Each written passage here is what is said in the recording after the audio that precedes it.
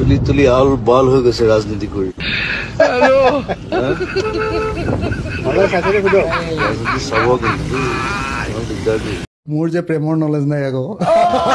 কিয় নাই প্ৰেমৰ নলেজ গতিকে সেইটো কমকে সুধিলে ভাল হ'ব প্ৰেমৰ নলেজ কিয় নাই আপোনাৰ নাই সেইটো সময় নাপাওঁ নহয় আমি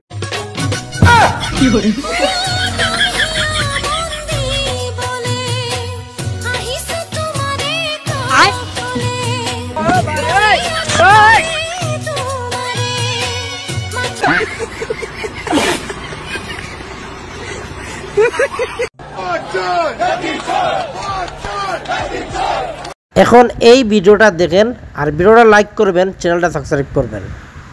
hello I love you I love you too কি হরে